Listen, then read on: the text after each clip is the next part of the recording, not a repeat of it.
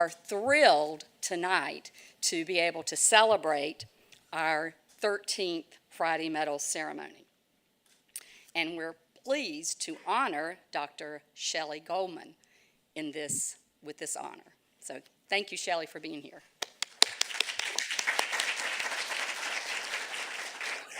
Shelley is a professor and associate dean for faculty affairs at the Graduate School of Education at Stanford.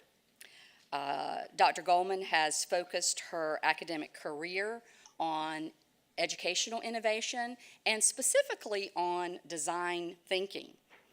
Last year, she co-edited a book that was appropriately titled Taking Design Thinking to School. Dr. Goldman also serves on the Friday Institute's National Advisory Board. And we have several other members of the National Advisory Board with us tonight. I think I saw J.B. Buxton come in. J.B., are you here? There you are. And I might add, newly appointed to the School Board of Education, North Carolina School Board of Education. Thank you for being here. We also have Ron Bailey, who flew in to be with us. Thank you, Ron. We have former board members, Sam Morris. Sam, are you in the audience? There you are. And everyone's favorite, Bill McNeil. Thank you all for joining us. We appreciate it.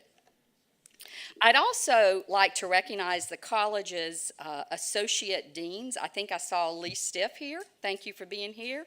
And is Paola here?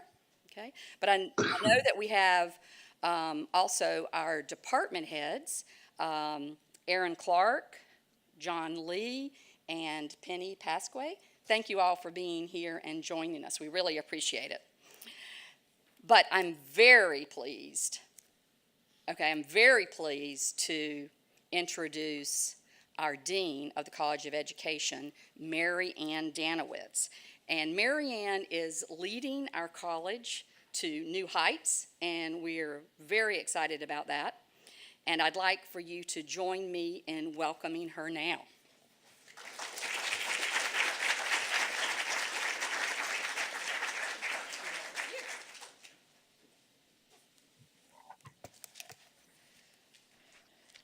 I too want to thank all of you for joining us today for the presentation of the Friday Medal, and it seems hard to believe that this is the 13th time that the medal has been conferred.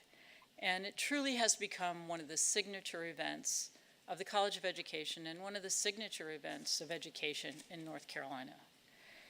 Yet our recognition often goes beyond identifying individuals in North Carolina to reach out to those across the country who are having a profound effect in the areas to which the Friday Institute is so committed.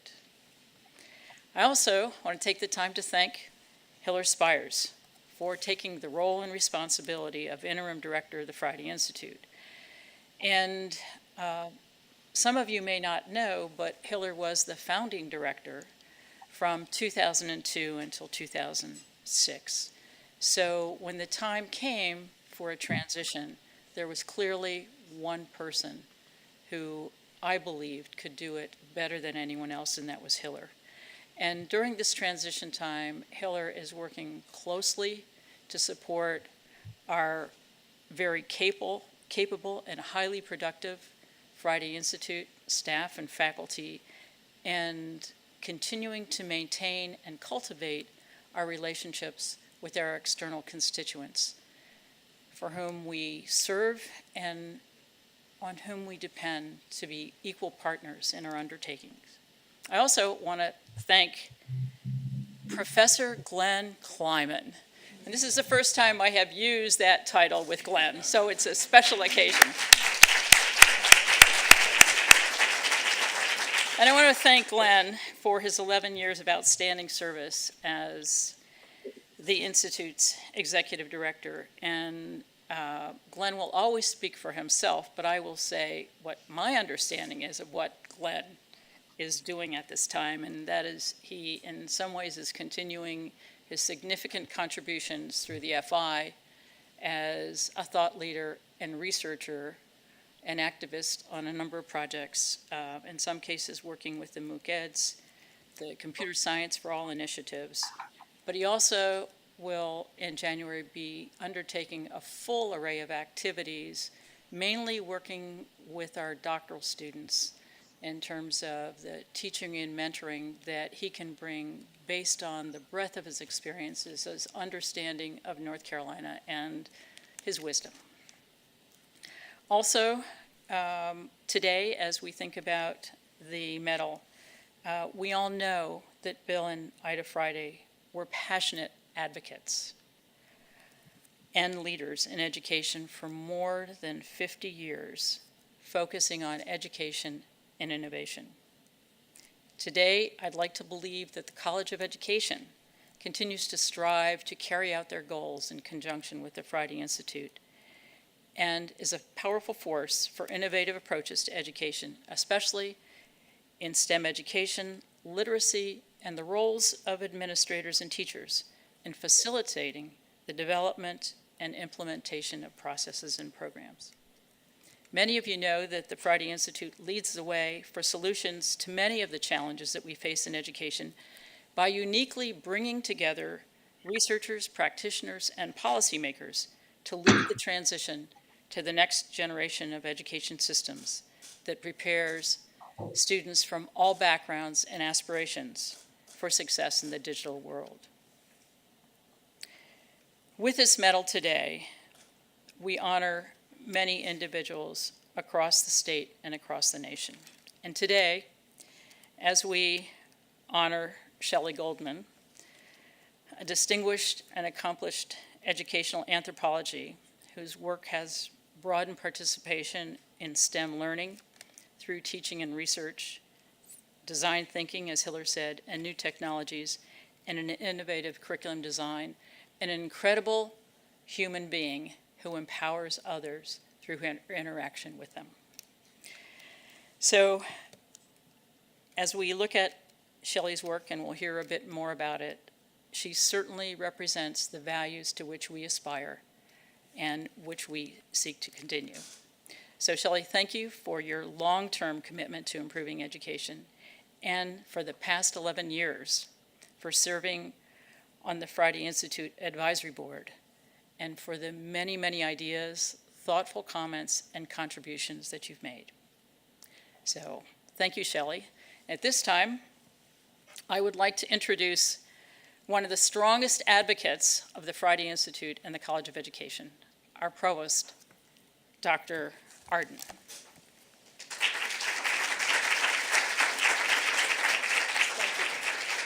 And my boss. Thank you, Marianne. Good afternoon, everyone. I'm a little daunted by three of my faces.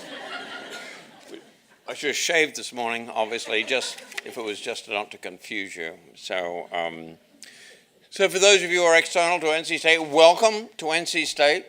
This is a beautiful fall afternoon, and we're delighted that you could be with us this afternoon. This is always an event that I really enjoy. But first of all, I get a chance to boast a little bit about the College and the Friday Institute because it's my job, it's in my contract. So a couple of things.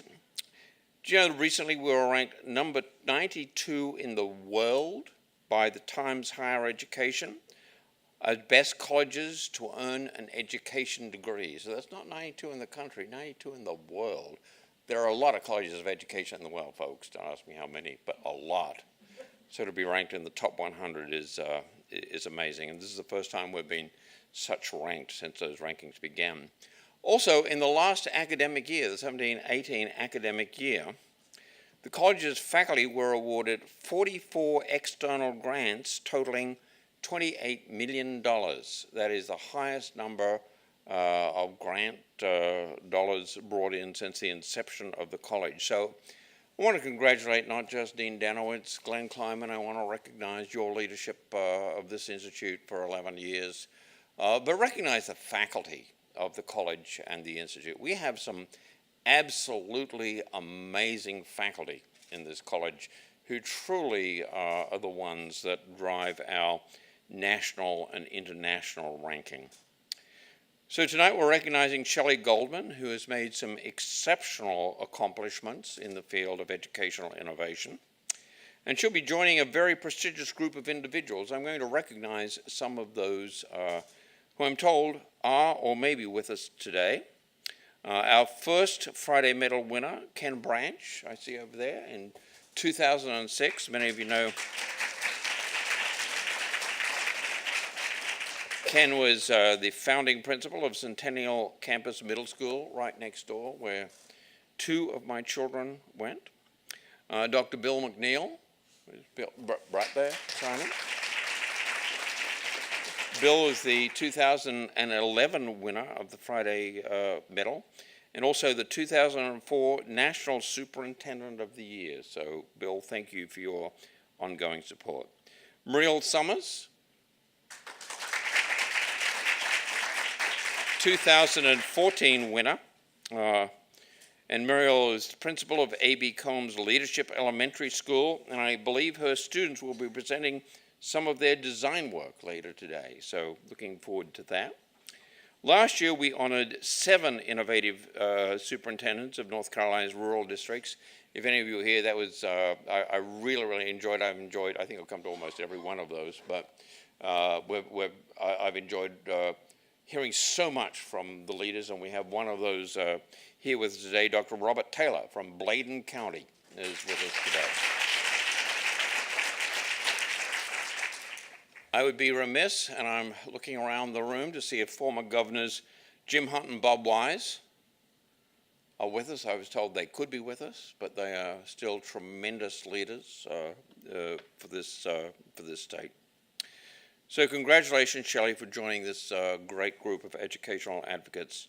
Also want to recognize Mary Ledbetter. Mary here with us? Right there. Thank you very much for being with us. Mary is Bill and Ida Friday's daughter, and Layla Friday, Mr. Friday's sister-in-law. Thank you both. The Friday family has made an amazing contribution to education in this state, and we're reminded of that every day. So thank you, and thank you to your family. So the Friday Institute, as you know, is a critical part of NC State. It is a critical part of this state and indeed this country's response to the educational challenges, which are significant in the state. I don't want to diminish that. And so we're very, very proud of what has been accomplished here. And as you may be aware, we are currently in the search for the next executive director of the Friday Institute. Glenn has left some big shoes to fill, but we're working very, very hard, Glenn, to fill those shoes. So I want to thank you all for being here this afternoon. I'm really looking forward to this. This is always a great event, but most importantly, both the college and the Institute are tremendous leaders for educational innovation in this state. And to all the faculty here, I appreciate what you do every day. You bring tremendous distinction to this college and this university. Thank you.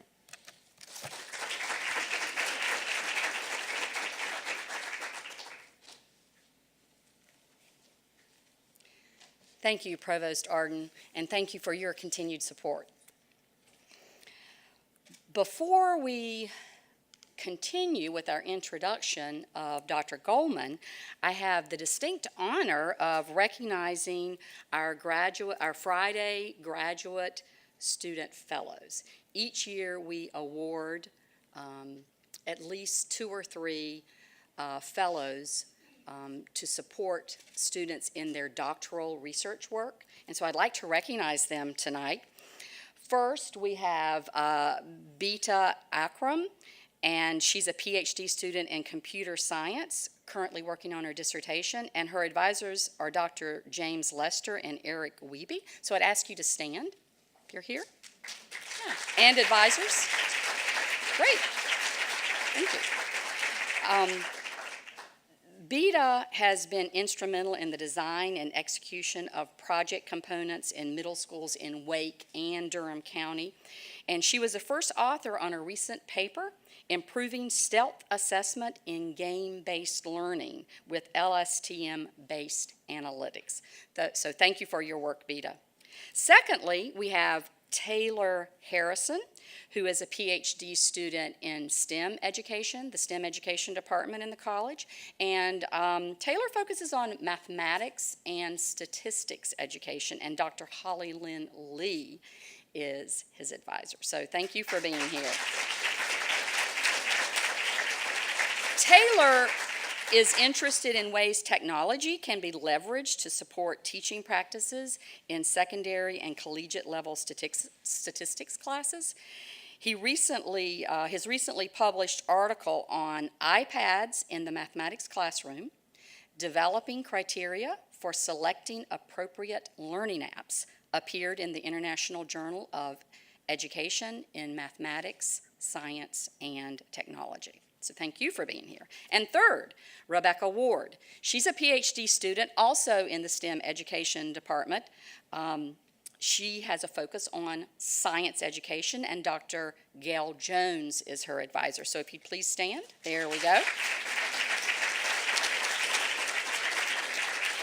Rebecca is doing very interesting work as a climatologist, and she's investigating public understandings of drought and water resources. Her research is examining the usefulness and usability of citizen scientists' collected information in assessing drought in the Carolinas.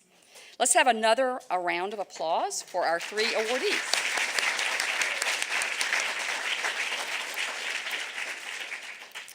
Now, to continue to introduce our Friday Medal recipient, Dr. Goldman, we have asked Dr. Chris Deedy to join us via Zoom, and I'm going to turn around and see if he's there. Is he there? Can you hear me? I can hear you. Hi, Chris. How are you doing? I'm fine, thank you. Good. We're waiting for it. It's coming up. Oh, there he is. Hi, Chris. How you doing? I'm good. Chris, I look like the Wizard of Oz with my head. and in many respects, you are. Chris is the Timothy E. Worth Professor of Learning Technologies at Harvard Graduate School of Education, and he's also a member of our National Advisory Board. And I might add that Chris has been with us from the very beginning of the creation of the Friday Institute, so we owe you so much on so many levels, Chris, and we're delighted that you're here to say a few words about Shelley Goldman. Thank you, Chris. Well, I'm very honored to be able to talk about Shelley, and I wish I could be there in person, but I taught this morning and I taught this afternoon, so since the teleporter has not yet been invented, I have to be content with doing this across distance. When I think about the Friday Medal, I think about the Fridays and the characteristics that they had. For me, at least, that's the yardstick by which I look at people who receive the Friday Medal. One of the things that the Fridays did is they made sustained contributions over a very long period of time, 5 decades. And we know of people in education who make a brilliant contribution, but it's just one, and it's short-lived. And the Fridays, in contrast, not only made sustained contributions, but they were very multidimensional. There were many types of things that Bill and Ida did that enriched education. And so someone who has worked over a long period of time on multiple dimensions of accomplishment, to me, is someone who deserves a Friday Medal. I also think that Bill and Ida were inspirational in 3 different ways. They were inspirational intellectually and certainly developed some powerful ways that not only influenced education in North Carolina, but served as models for developing education everywhere. They also modeled leadership. So it's one thing to have a powerful idea. It's another thing to be a leader in implementing it. And finally, they modeled character. And we see in the world today, unfortunately, many troubling situations in which character is not an apparent virtue on the part of the people involved. And so to have a character that young people and colleagues can want to emulate is really, really important. And finally, they were champions of equity and diversity. So their first concern was always those who were not receiving their fair share of what was happening. So all of those things make me delighted that Shelley is going to receive the Friday Medal, because I think she meets every one of those criteria brilliantly. She has made world-class contributions over decades along multiple dimensions. In mathematics learning, going all the way back into the early 1980s, in our understanding of youth and digital media, which is a hugely important topic today, and in the development of strategies for design, particularly design in education. And she has applied all of those dimensions both in and out of school. So not simply within the classroom or within the academic setting, but looking at learning life-wide, which is very important in the 21st century, because what we need to teach students needs to happen life-wide.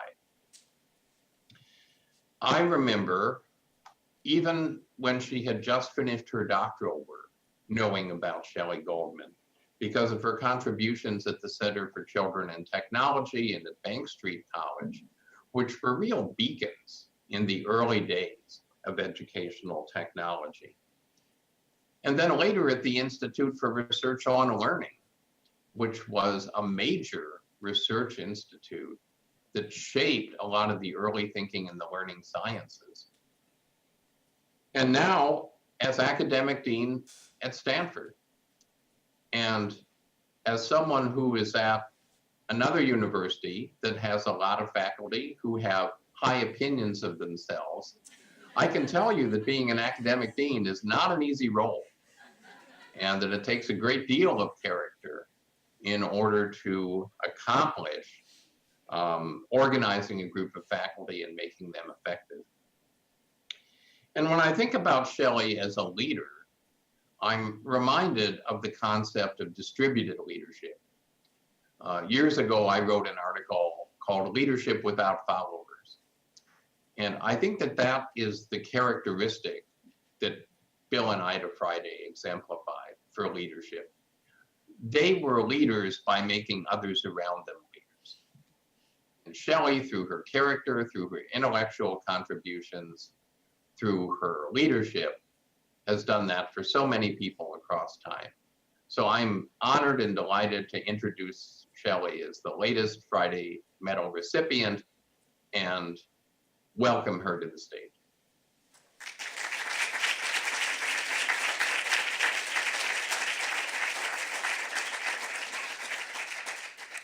Thank you, Chris.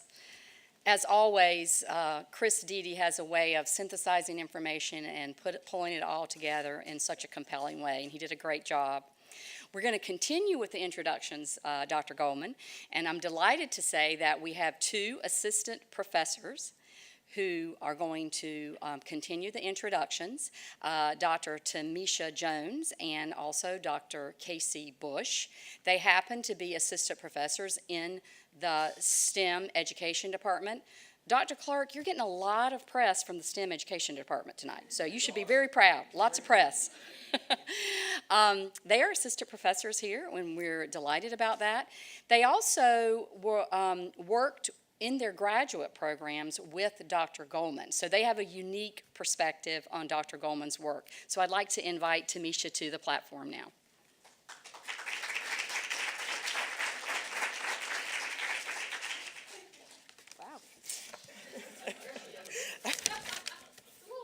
That's me, trust me. Good afternoon. So in any other situation where I have an opportunity to say a few words about a former teacher, I take the opportunity to say that I was unequivocally their favorite student. But since there's another student here, it kind of changes the possibility that I might be completely accurate. So my name is Tamisha Jones, and I'm a proud member of the 2004 cohort of LDT at Stanford. Stanford is known for its flexibility and its openness to new ideas, and that is why I tried to see if I could slide into LDT as an engineer. I was in one of the early cohorts, and I took a chance on LDT, just as I imagined that LDT took a chance on me. And when I got there, the sun was bright, and the work was hard, and the work was fun. And in the midst of a bunch of male professors, there were two women. One of them was my advisor, and the other one was Shelley. Now, it isn't that they didn't respect my advisor, but they really respected Shelley. Seriously, like you'd ask a question, or we're trying to figure out how to make decisions in the program or something, how we were going to change this, and they would say, well, what does Shelley say about it? And I was like, I had just come from a world of the engineering world, and so that made me sit up and really wonder, how did she do that? And then she spoke engineering to me in that space, and it was like she could speak on almost any topic to find commonality with anybody who got into LDT. We were a mishmash of people from a bunch of different fields brought together to try to solve problems that we decided on what they were. And she was and continues to be bilingual in ways beyond formal languages, transcending subject matter like you would keys on a keychain when you're looking for a way to unlock a door. And I didn't know when I got into LDT that I would teach K-12 or that I would end up as a professor. But now that I am, like all teachers, you think about the ones that you want to pattern yourself after. And as a researcher, you want to use those keys that you have to unlock funding and change the world through knowledge. But as a teacher, it comes down to this for me. See, I was a square peg, and LDT lets you cut your own hole. No matter what crazy idea I had in the program, Shelley said, try it. She was way more sure of me than I was of myself as a graduate student. I had had teachers in K-12 who dared and who challenged me, but it's very important in higher education to have somebody who just says, try it, and encourages you to take a risk on whatever it is that you're thinking. It makes you confident sitting outside of the box. So I went to seminary, and Shelley said, really? Cool. And then I say, I'm thinking about doing a PhD in a new field. She was like, oh, where? Go for it. So you don't understand the power that's given to a student when a professor in a power position says, try it. What it means to me is that it might not work, but it may work. And no matter whether it works or not, I'll go with you if you need me to. So every time I would throw out a crazy idea, she would say, try it. That's like giving you keys. And so I want to thank you for giving me keys, and keys to go forward, and then keys to visit whenever I choose to. Thank you.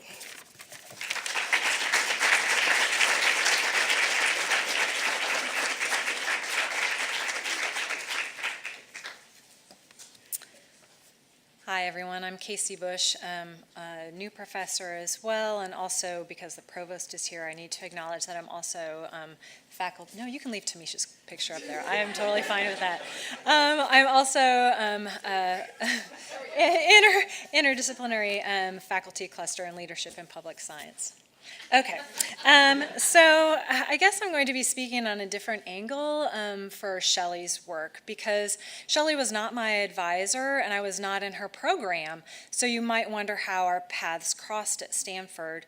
So one of the roles that I had when I was a graduate student there was to work with our pre-service teachers. And in that program, it was a year-long program that started in was it June? Yeah, June. So our teachers got this very intensive summer school experience. For some of these folks, it was their very first time in a classroom. They maybe had a bachelor's in their subject area knowledge and just knew that they wanted to teach, but had maybe not been in a classroom with students. And so this was a program for underserved students, and it was meant to be not school.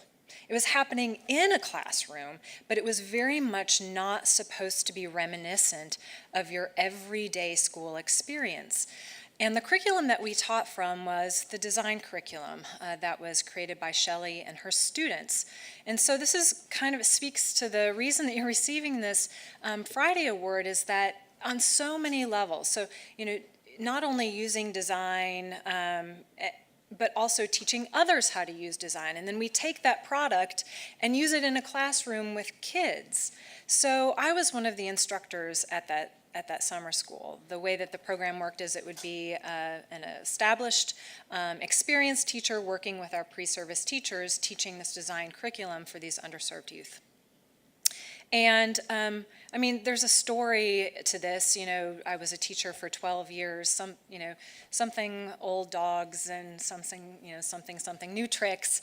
But I thought I had seen it all. But I hadn't seen this curriculum with the students.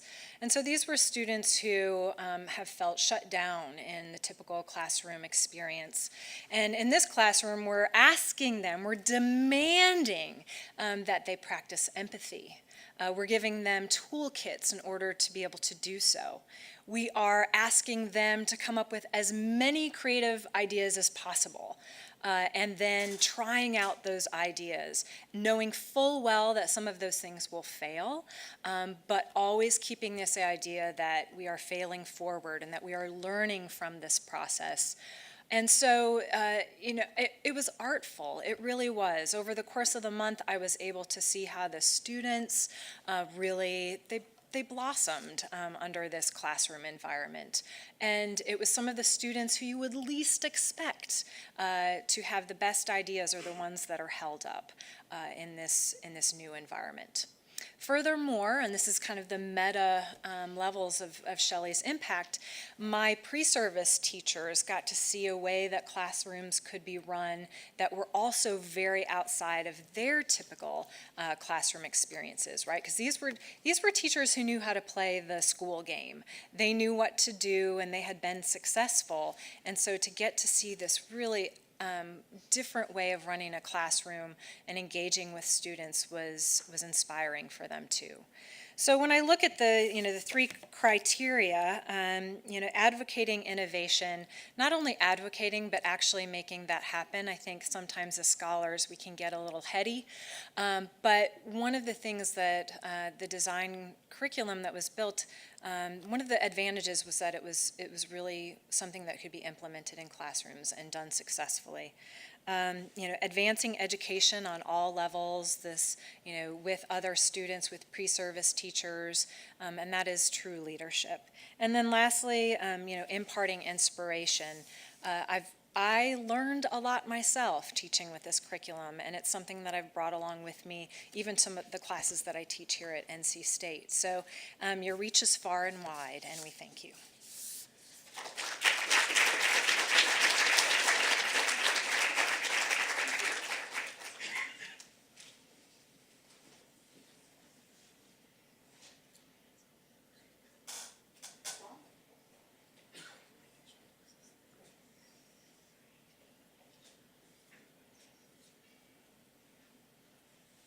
Is it working?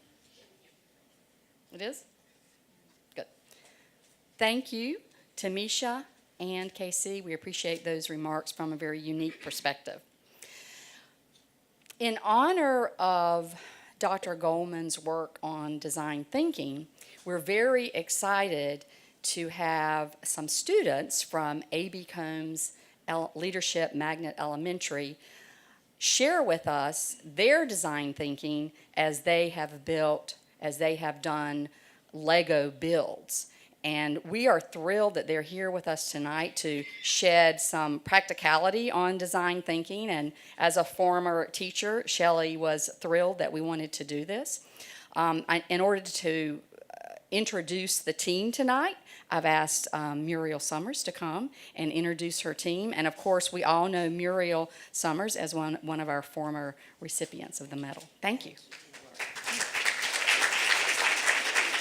Well, good afternoon, everyone. I am so thrilled to be here this afternoon to bring thanks and gratitude from the 900 students that are about a mile away from here, and the 70 teachers that have been so positively impacted by the work of the Friday Institute and the College of Education. Several years ago, Dean Danowitz and Chancellor Woodson came to Combs to feel the impact that the university has had on our school. And every corner that we walked, or every hallway we walked down, and every corner we came upon, NC State had some story in terms of its influence. Dr. Spires has always offered to our staff anything that was going on here at the Institute that she thought that we could benefit from. And one of those offerings was to think design thinking.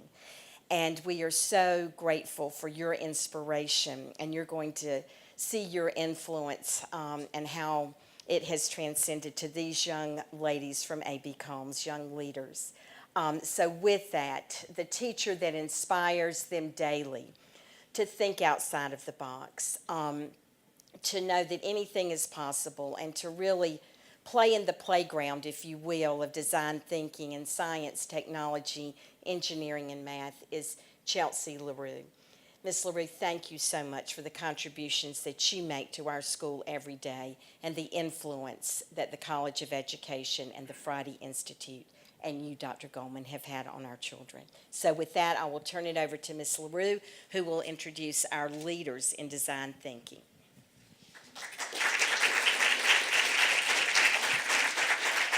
Good afternoon. I'm Chelsea LaRue. I am the STEM teacher at A.B. Combs, and I teach all children, kindergarten through fifth grade, in the design thinking process. And here with us today, we have Riley and Lainey that are going to showcase a project that we've been working on using design thinking. And what I loved about this project is that the empathy piece showed out a whole lot with this. So just to give you a little bit of background, with it being October being Disability Awareness Month, and we have a population of autistic children at our school that are self-contained. We have 2 classrooms, and right outside of my classroom is where their playground is. And they play there because it is enclosed, because some students cannot just have the free reign of the playground that the rest of our school uses. Well, that playground was perfect for them when they first came in kindergarten and first grade, but as now they are 3rd, 4th, and 5th graders with us, and some of them are bigger than some of our 5th graders that we have, this playground, they have really outgrown it. There's even a sign on the playground that says to be used by children ages 2 to 5. So it's really not developmentally appropriate for them. So I challenged my 5th graders to come up with an inclusive playground design that could take the place of this space outside of my classroom. And they went through the whole design thinking process, and they used some engineering design principles, and I'm going to turn it over to them now to explain their final build.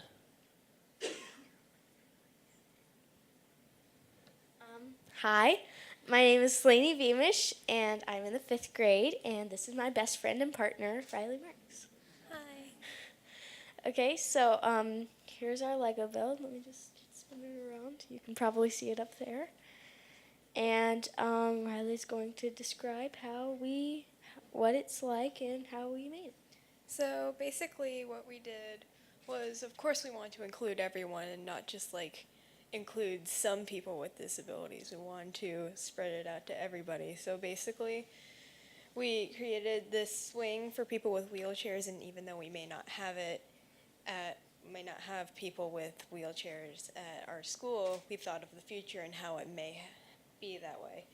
So we also had a sandbox so people can also use their imagination and building skills to create things. And we created this running space, as you can probably see right here. Oh no. So they can run around and not just have to sit around. And so we also created this play space right here, and there's a slide, even though that's really hard to do considering it's Legos. But we created this so they can play castle and use more of their imagination, and we used a railing so people can go up and won't need to like use stairs or need to use their legs if they have to. And I'm going to turn it over to Lainey for the process. So the process was that Riley is amazing at art. I'm just going to throw that out there. And so Riley designed the sketch, and we looked at photos off of the internet to get some ideas, compile different playgrounds together to get the perfect playground experience. So, so we went to the drawing board and just sketched out how could we make this awesome. So, and then we decided we'd use the play space as like the play structure as the main thing, and then we would have little smaller objects that would make the playground more fun. So we decided to start building. And once we started building, we were like, this isn't going to work. So we went back to the drawing board again and just did that over and over until we finally got the design that we wanted, and it turned out pretty good. So basically, our final result we're actually really proud of, despite all the like struggles that we had. So basically, this is meant for anybody to use. And I remember back in kindergarten, I looked over at the playground that the AU were supposed to use, and I was like, I want to go on that. That looks cool, because nobody went on it. So. And this is super great that we can use in the future or right now or anytime. And we just want everyone to have as much of a fun time playing on the playground as Kids people that can just like function us normally. could have. So we don't want anyone feeling left out, that they just have to play on a playground meant for 5 and under. They can play on a play space that makes them happy and want to have fun. Thank you so much, girls.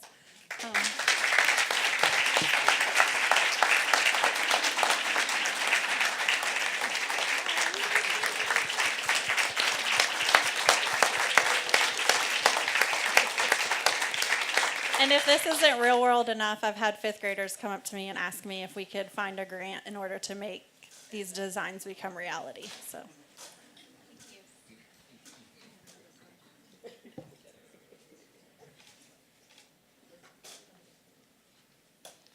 Thank you, Lainey and Riley. That was exceptional. And thank you, Chelsea, for your leadership as a teacher to help these young people in their design thinking. We appreciate it so much. Well, you've heard a lot about the work, the outstanding work of Dr. Goldman and the work that she's done over the years. And now you get to hear from Dr. Goldman herself. So may I present our medalist, Dr. Shelley Goldman.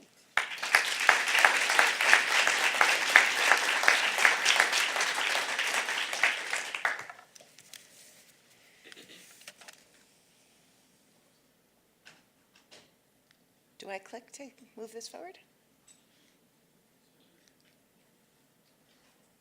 Ooh, 2. Okay. So I feel like that's a very hard act to follow, but I'm so honored to be here today. Let me start by thanking some of you. I'm honored to be welcomed by Dean Danowitz and Provost Arden. Thanks to Professor Hiller-Spires for guiding the Friday Institute at its inception and in this time of transition. And Glenn Kleiman is here today, and I am completely indebted to Glenn as an inspiration for my own work and as a friend and as a colleague. Glenn taught me a great deal about how to stand for and make innovation happen. I also want to thank the researchers and the staff of the Friday Institute and some of the graduate students who are here. You're all amazing, and I could take the next 20 minutes thanking you all for all the work that you do that's so important. Ron Bailey and J.B. Buxton are here as fellow committee members, advisory committee members, and I also have to thank Chris Dede, Casey Bush, Tamisa Jones, especially the two who are former students at the Graduate School of Education. It's so lovely to see you out here in the real world again. And most special thanks to Muriel Summers, Chelsea LaRue, and Lainey and Riley for the most inspiring Lego designs.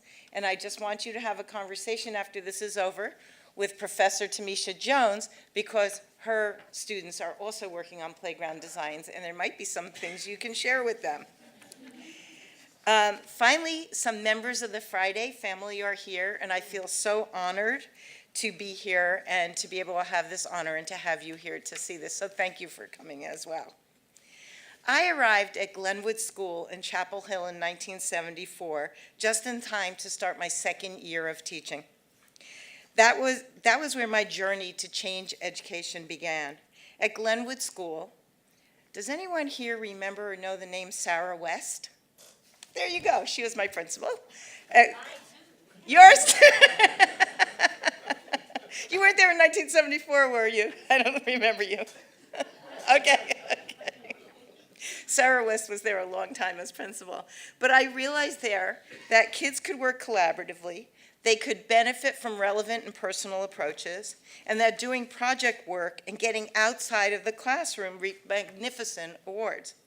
I also felt the power and intentionalization of desegregated schooling while I was there. At the time, Bill Friday was chancellor of the University of North Carolina, and he was a much loved and respected figure of great influence, so I feel humbled to be here with you and the family members.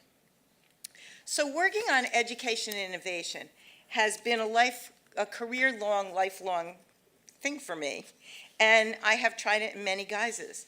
I was a classroom teacher.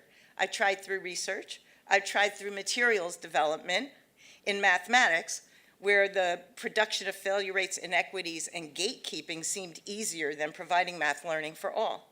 I've been trying through innovation with technology for over 3 decades, and I still totally appreciate the power and leverage technologies can have for learning. And I'm still trying now through innovative education in the form of design thinking. So it's kind of like try this, try that, fail, get your next design up, and go for it, has been the story of my life. So I want to start by talking about what innovation education is. So, sorry, my notes are. I want to talk about the rescue of the Thai soccer team last summer. As you may know, 12 soccer players and their coaches were trapped in a cave that filled with water after they entered it. They were found after a week. The world watched as all kinds of experts were called in to help with the emergency. It was a precarious and dangerous situation. As you know, all the boys and their coach were saved, although one experienced diver was lost. I bring this story up to illustrate how innovation was needed to solve the problem. All of the solutions that were considered were completely dependent on the state of the boys who were stranded. Did they know how to swim? Were they strong enough? Were they healthy enough after being stranded? Would they be scared underwater and breathing through full masks, and when they had to squeeze through a 15-inch space? Many solutions were considered. They thought of drilling a hole through the mountain into the chamber. They thought of a mini submarine. They eventually decided to use secured safety lines, multiple divers per rescue, and resting places because that is what could work for the boys. That was a design thinking solution, one that was based on the needs of the persons you're creating the solution for. That was a special solution designed specifically for those boys. So that is design thinking, much like in your playground design, when you said, we want this playground to work for all the kids that might need to be in it, not just some generic design that could or could not work for people. So this is an example of design thinking at work. So what is design thinking? Design thinking is problem solving for problems that don't only have one possible solution. The problems are bigger, harder to solve. We often call them sticky problems that there are no real solutions to. And we solve problems in new ways with design thinking. First of all, that empathy piece. You're always solving a problem in design thinking with the needs of the people that you're trying to solve it for. We also take on these big complex problems, and we might solve a problem that's never been solved before. The brand new playground, or the Thai rescue are examples of problems that had never been solved before.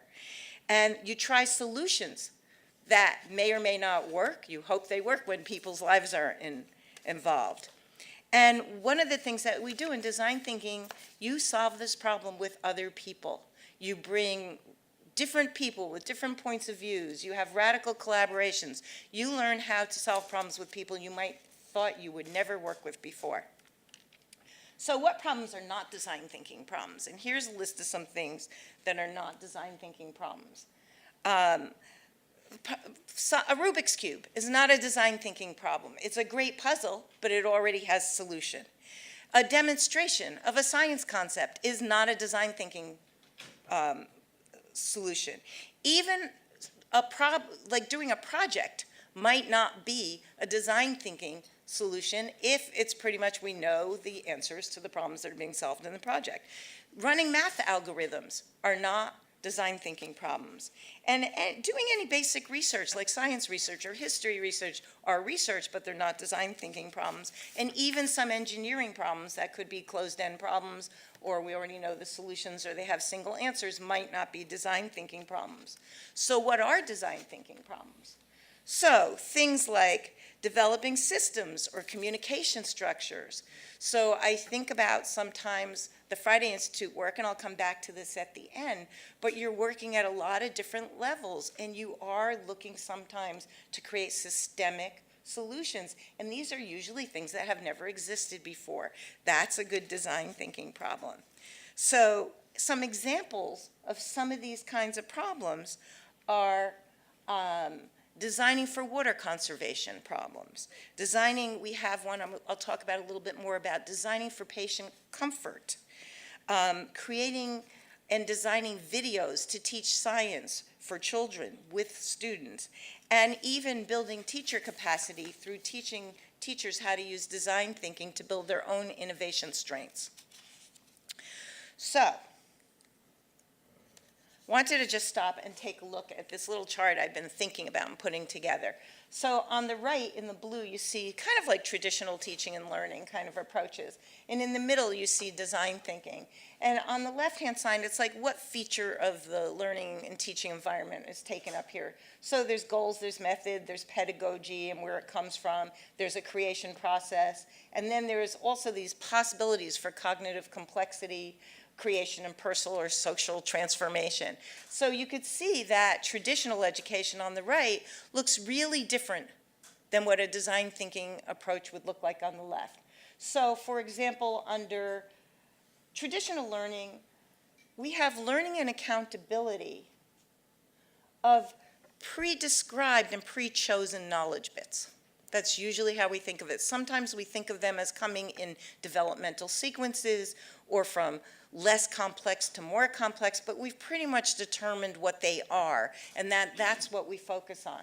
But in design thinking, you're going for more, you're taking up difficult problems, and we don't know always what the exact content and knowledge bits are going to have to be that are going to be brought into this problem. So it's a much more open-ended kind of process, but not totally, and I'll talk about that later. And then let's just look at the roots of the creation process. So in a traditional classroom, it's kind of received knowledge.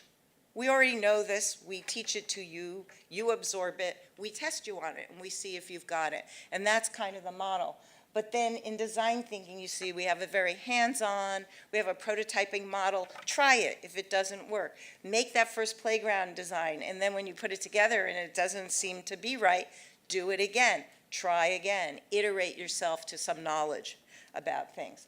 So I've been thinking a lot about, and I also have another chart, but I need an hour to talk about it, where it has even, project-based learning, which often when I talk about design thinking, people say, well, I do project-based learning, is that the same thing? And I want to say, actually, it's not. And so there's another column to the chart, but too much for today. This is just for a short introduction. So let's think about why design thinking now as a way to accomplish innovation education. And I'm going to use those terms, design thinking and innovation education, right now synonymously. So Design thinking is a vehicle for curricular construction, and it has applications across the school spectrum and subjects. And it's responsive to the real world inside and outside of the school. It prepares students with skills and mindsets to respond to the needs, challenges, and unanticipated problems that might need to be solved. It puts doing at the center of problem solving. It engages ways that are inclusive of learners' diversity. One of the wonderful things about design thinking projects is they have what I would call really low floor and really high ceiling, meaning that students can come in and make a contribution at whatever level they're starting with, and they can end somewhere different, bigger, higher, better, more complex, however we would like to think about that.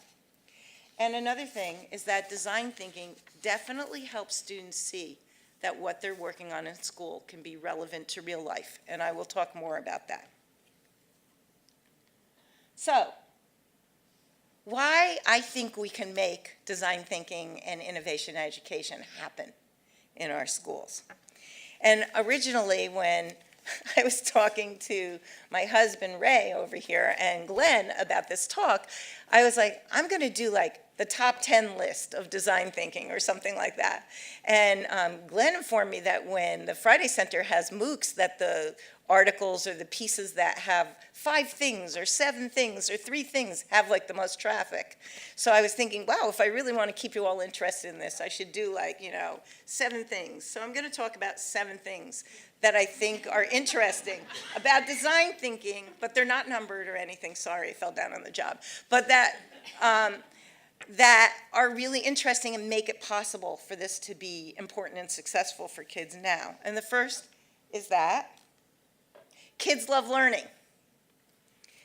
We don't always know it when we look at children in school, but children and youth are the real inspiration for this work. They'll take and respond positively to almost any opportunity we give them to take part in meaningful and relevant activities. They are waiting for it. They are naturals at the learning enterprise. If they don't learn in school, it's because we construct school learning and assessments in the most narrow ways, and the system is stacked against them. Even those who have difficulties might do fine if we really could deliver an education that lets them play to their strengths, interests, and emerging capabilities. They know when they are respected by the education that they are receiving, and they are natural learners. We have to fight against education training them above helping them to develop potential in a myriad of ways.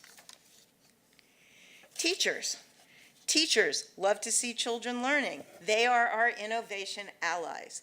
Teachers, when they see students learning, they get on board really quickly. But they also need to know that what they're going to do articulates with the accountability demands that are on them. And they need interventions. They need opportunities for learning about, experimenting, and reflecting on innovation education. I think I'm up to number 3, but I lost count a couple of times when I tried to count these, so. Innovation skills, processes, and mindsets are needed, and they are teachable. So our research shows us that the skills and mindsets of design thinking can be learned by both students and teachers. We see students' abilities to work in a team improve, they communicate with others better, they can learn to research, they can interview, they can analyze data, and take risks. They can prototype, they can receive feedback, they can make changes based on prototyping. It's a fail-forward kind of attitude, and we can teach kids how to have this. We've taught kids that failure is a bad thing in school. But really, failure is part of the learning process, and we can see that we could change that. And failure could be actually a positive part of things instead of a negative. In fact, in a lot of design thinking literature, when they talk about prototyping and feedback, they call it testing. But when I wanted to bring design thinking into K-12, I couldn't even use the word testing, because the minute people saw a graphic with testing up there, it was like I dropped a bomb in the room. And they couldn't think about anything else. Like, there's testing? This is going to be tested? So I had to be careful in my language and how to mind it and change testing to feedback. So, mindsets are 21st century competencies, and they include communication skills, working in teams, learning to take action through prototyping and feedback process, and developing what David and Tom Kelly in their book Creative Confidence call creative confidence, which is the belief that you can attack and solve difficult problems by putting your design thinking skills and mindset into practice. So for them, creative competence is not some internal state. I'm a creative person, and you're not. It's more like we can all be confident that we have learned now a process and a set of skills and ways of proceeding that can take us into problem solving that we will be successful at. And that's a really important point. And then I think that we have an idea that some people are just better at some things than others. Some people are just good communicators and other people are very empathetic. But what we have found and what research is showing is that these things can be taught and learned. Not only are they just innate skills that you happen to be a great communicator. Another thing in our favor is that innovation education is relevant, and it has to be relevant. It can be relevant to students, to the family, to the communities that our schools are in, and to the worlds outside our schools, our larger communities, and even in the global context. Without relevance, education is a hampered enterprise. John Dewey once said, or he's at least quoted by saying, that education is not preparation for life, it's life itself. And I love this phrase, because when students are asked, for example, and research shows this, why they're dropping out of school, they often answer that they can't see the relevance of schools to their lives. By contrast, when they see a school connected to their lives, they'll go the extra mile to stay involved. So I'll tell a quick story about one high school football player who attended a 3-day design thinking challenge we organized with a biotech company. This took place in Utah. He was uninterested in the challenge and really came there to get out of a day of school. He planned not to return. But as part of the challenge, he interviewed a woman who was currently undergoing cancer chemotherapy and decided after the interview with her that he could not disappoint her. He had to finish the project and he had to do it well. He and his group created a center for patients undergoing chemotherapy that resembled a living room where the patient and family could sit for several hours during treatment. The room also included a cooking station so families could learn to cook proper foods for patients who were undergoing chemotherapy. He stood up at the ceremony at the end of 3 days after presenting the project, and he admitted to everyone, I was not interested in this, I was going to leave this. But when I saw how important it was for the woman that I interviewed, I realized I had to follow through with this project. So one question we had to start asking ourselves is, how difficult would it be for us as educators to have students in real interactions with real people and then working off of that as parts of their curriculum? And we decided, there's lots of people around who would be willing to stop by a school or help, and there are ways to start thinking about this. So the big thing was that the real life relevancy of what was going to be done and what he could bring to it was what carried him over the finish line for this project. So to say a little bit more about that, in the writing of, this is a big long quote, sorry, it's my only one, but in the writing of The Role of Play, Games, and Constructive Occupations in Education, John Dewey said that play and games and the connections to constructive world-facing activities are so much more than ways just to entertain children. And I think this is the really important thing. It's just not about having fun, okay? And what John Dewey says here, bear with me. We actually assigned this for our class last week, and when I was reading the paper of John Dewey, so this is over 100 years ago, he seemed to know what he was talking about.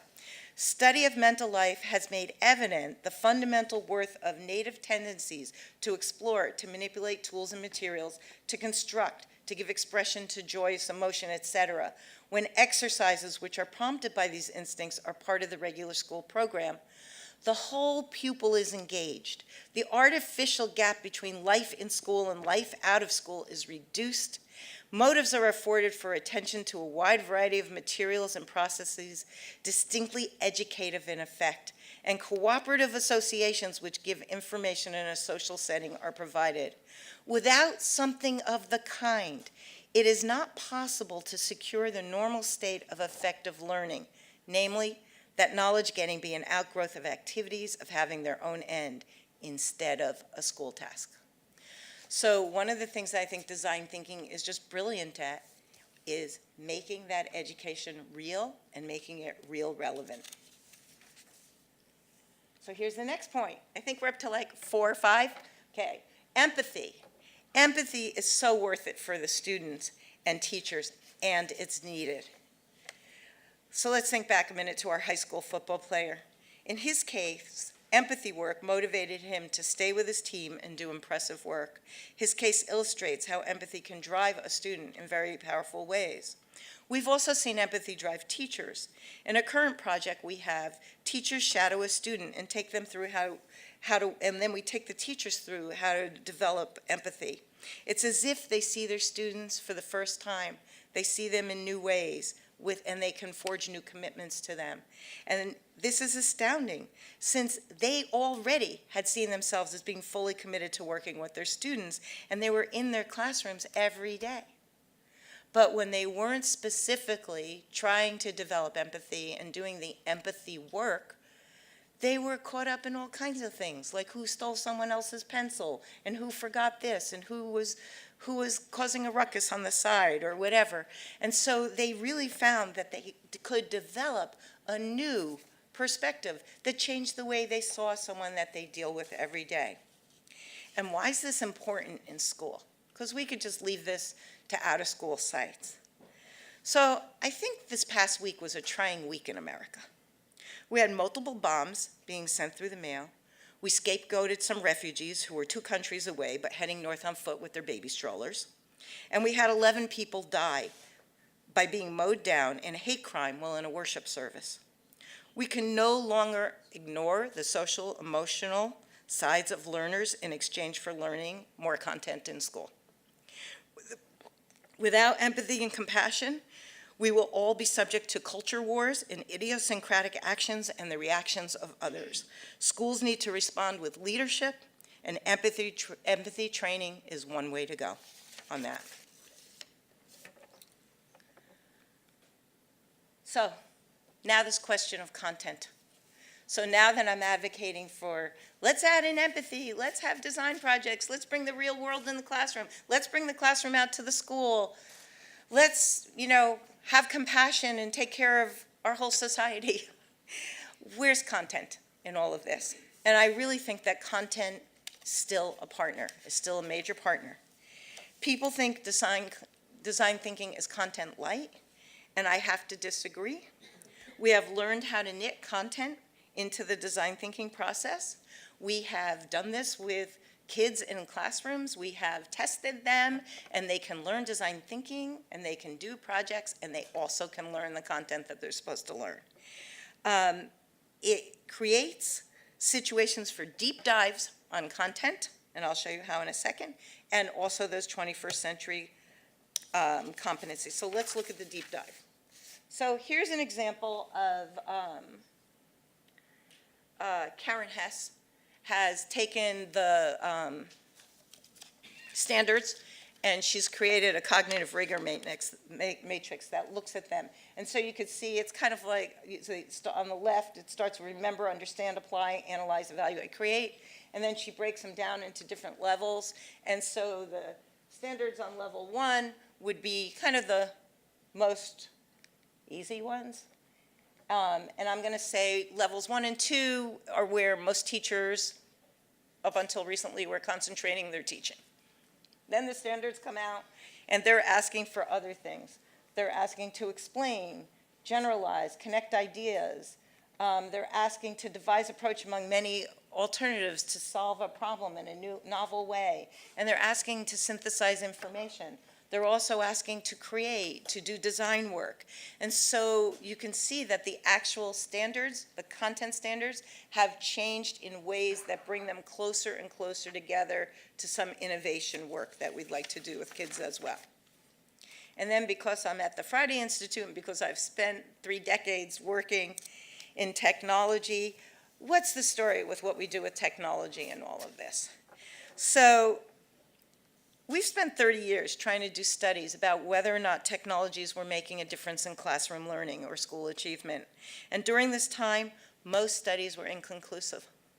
And they basically can't establish a relationship between technology use and achievement. They basically says it never seems to hurt, but they don't really have any indication that it's really helping. Some of us who worked on designing technologies to support learning were able to show results on small scale, but many of those results were hard to translate once we had to fit into the standardized achievement type assessments that are large scale. So while we educators were busy toiling on these problems, the integration of technology in the world outside the classroom passed us by. Most workplaces are technology integrated. Some jobs are already being eliminated and being replaced by technology. Children are growing up with mobile technologies in their hands and are gaming and using social media like experts. All this leads me to think that we should no longer even attempt to answer the question of whether technology makes a difference in learning.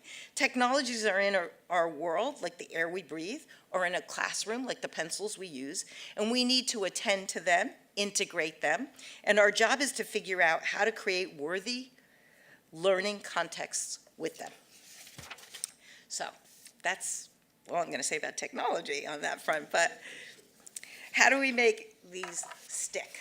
How do we get innovation education to stick? There are challenges. Education for innovation and accountability can seem like competing demands. And this is if you want a battle that the innovation side consistently loses, era after era after era. And so the reason why I can read a John Dewey quote from 100 years ago, and I could still be trying to make a case for it, is because innovation education comes and it goes, and it comes and it goes. And it's usually in this battle between whatever the accountability demands are of schools and what can be done. So I think that gives us a message of something we have to be very careful about and very cognizant of. The other thing is that design thinking can be another divide. When I first got into technology in 1983, it was because I was working in a school in East Harlem in New York City, and I was like, I got to get computers in this school. I cannot let the world start getting computers and kids in my school in East Harlem never see a computer. I was already worried about these problems. Well, it replicated itself to be true, and I think it's already happening with things like in innovation education. I get calls all the time from independent schools. They're all doing all this design thinking work and innovation work and entrepreneurial education, and can you come down and see my school and do this and do that or do a workshop for us? And I, a long time ago, said to independent schools, that's not my thing. I don't go to independent schools. Call me from a public school. I'll do it. And you know what? My phone's not ringing off the hook from the public schools, to tell you the truth. I look at a university like NC State, where you have, entrepreneurial education and innovation and a school of engineering, and you're kind of right on the cutting edge. And I feel like the Friday Institute right here, you have some ways to kind of fight against this problem. But if we're not careful, just like our income disparities are increasing, our education between kids who graduate from school and have these innovation education skills and 21st century competencies will be split from everyone else. And then I think teaching for innovation is going to be a hard-fought battle on the part of teachers and principals and people who think about what should happen in schools, but it's definitely a worthwhile battle. So what do we have to do? You see, be loud and proud of innovation education. I think we have to talk it up. We have to make it happen. And I just really want to talk about the last point here. We're going to commit to all children for sure. But the last point, we have to create classroom level and systemic structures for innovation and equity.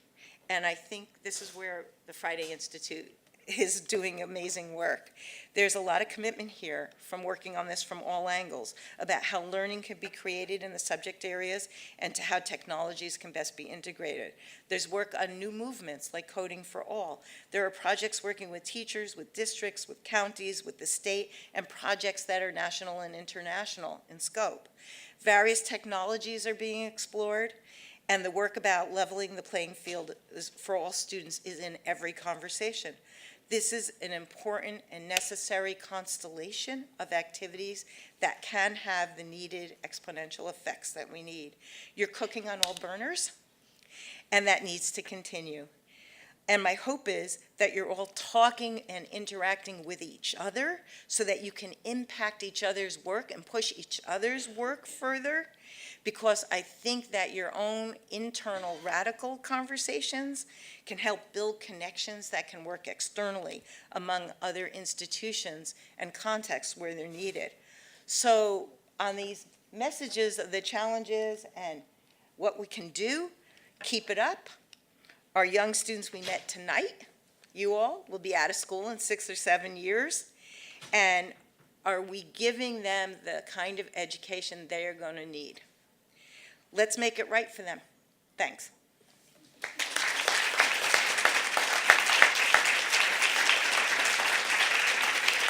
Thank you.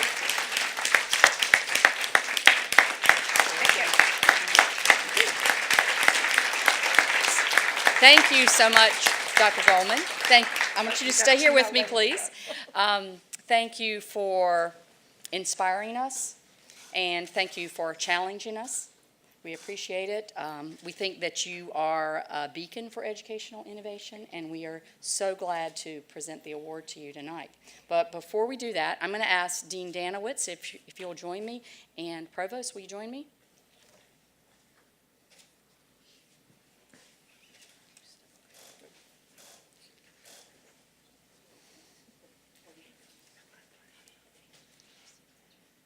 So I am very pleased to present the Friday Medal to Dr. Shelley Goldman, and this is for the year 2018. Thank you for all of your work, and welcome to the Friday Institute winners.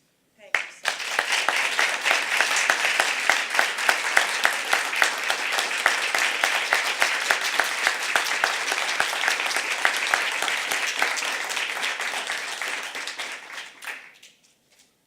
Got your picture?